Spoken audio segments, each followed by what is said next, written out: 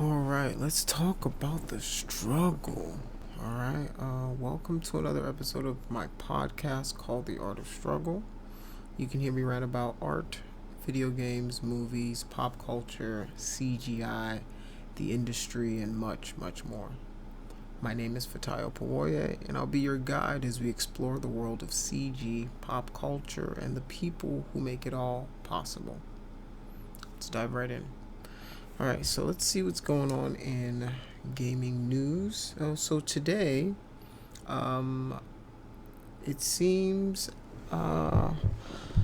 Saudi Arabia is banning 47 video games after the deaths of two children.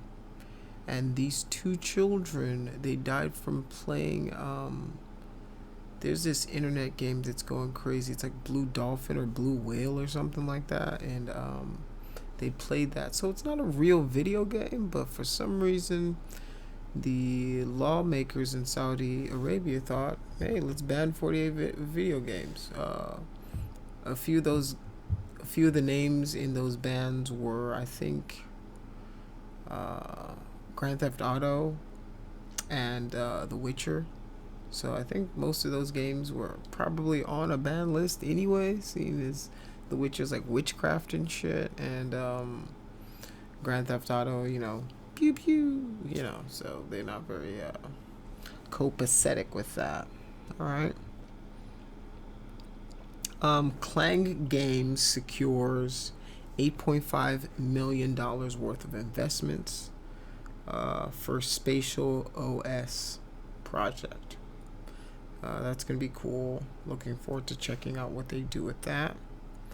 Blizzard does away with a battle chest with the World of Warcraft battle chest. So how it works is World of Warcraft, whenever you try to play the game or purchase the game, you have to buy a battle chest, which gives you all the levels up until a certain point, and then you can play the game. And what they did was they included that into the membership fee that you would have to pay monthly. So that's good, consolidating all that, saving you a little bit of money in the process. So all of that will be included into your monthly subscription.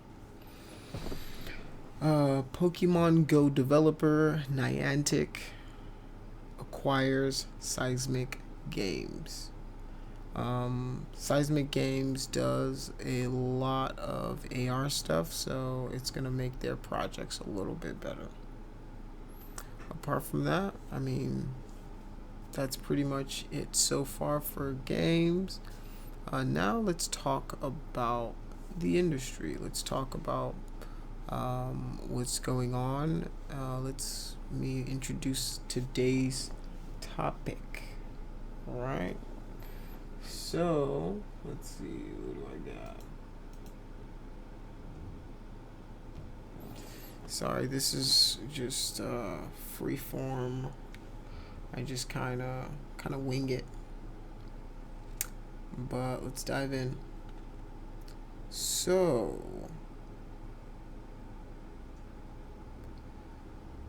let's talk VR. The state of VR right now is kind of cool. It's on the cusp. It still has its limitations. So for anybody who's new to VR, virtual reality, it's VR short for virtual reality. It's where you have, if you haven't run into it now, I'm pretty sure you've seen somebody using it. It's where they have the little goggles. It looks something like this. I have one right here. So this one works in a way where you've got this little slot and you put your phone in here, and if you have an experience, you can just place the goggles on and check out the experience just like that. I'm not going to put this one on, but that's what a VR headset looks like.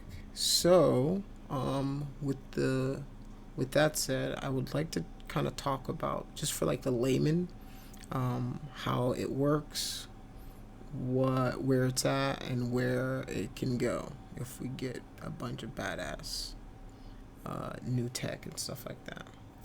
So let's break it down. Let's start from the origins. VR isn't new. It used to exist, I want to say, in the 80s or 90s. Um, but they were really bulky and they hadn't figured out all the tech yet. But the framework was already there. So it's something that came back. And what made it better was they they miniaturized it almost to where it's not as uncomfortable to wear.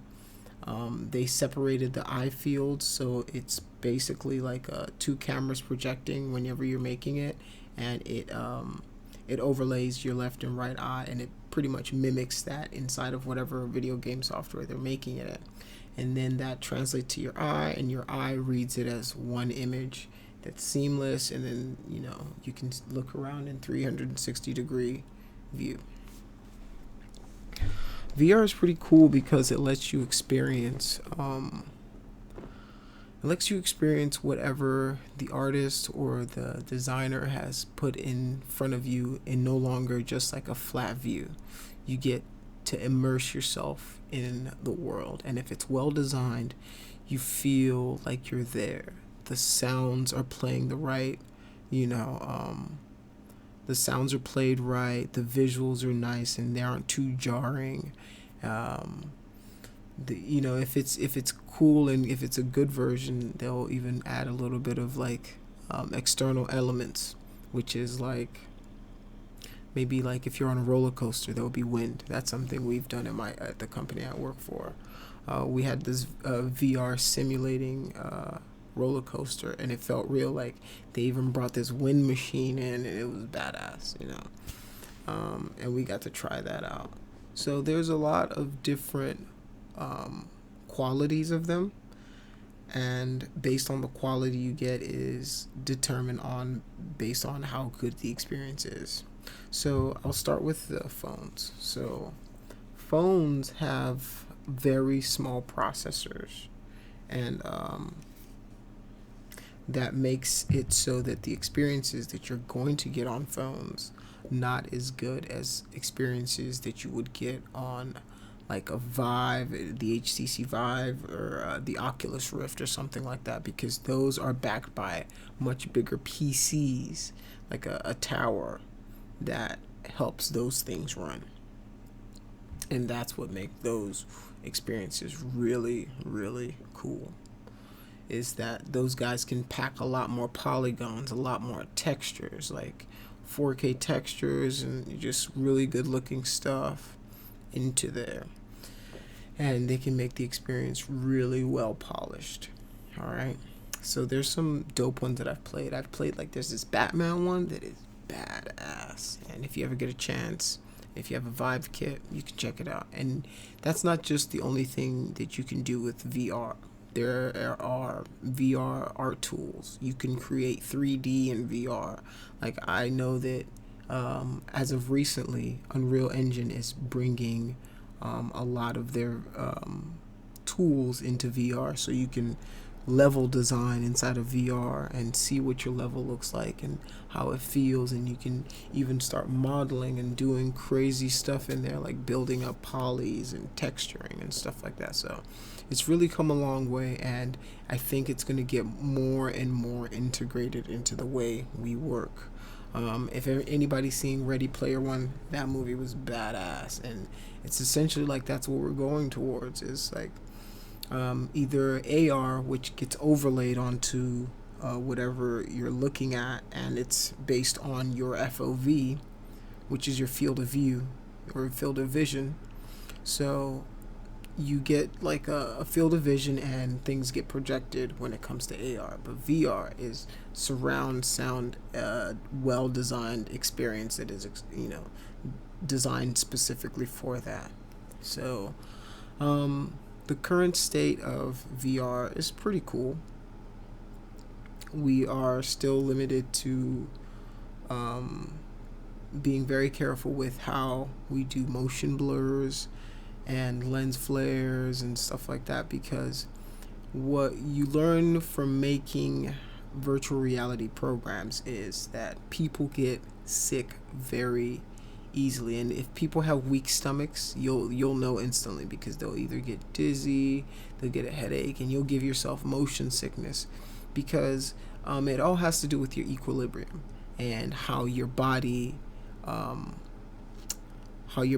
stabilizes itself. So like imagine if you're looking at something like that's supposed to be moving but you're not moving, and your body's like, okay, I'm supposed to be moving but I'm not moving, so it tricks your mind, and sometimes your body is very uncomfortable with that change and that feeling, so you get adverse reactions to some VR. And like even my boss is like the ultimate test for it, because if he gets sick, we know we've designed a bad experience. So we have to definitely watch how we design, and if you're designing for VR, there's a lot of things that you got to look into to make sure that your customer isn't going to get sick. Some people might have stronger stomachs than others, so I would advise you to get somebody who hasn't played the game or experienced it, and then get them to try it. And once they try it, then that would that would be your benchmark to say, okay, somebody who's never tried it, fresh eyes, because you might be able to withstand stuff over time, and you might build a tolerance to it that you won't realize until somebody else tests it and they get instantly sick, or they get a headache.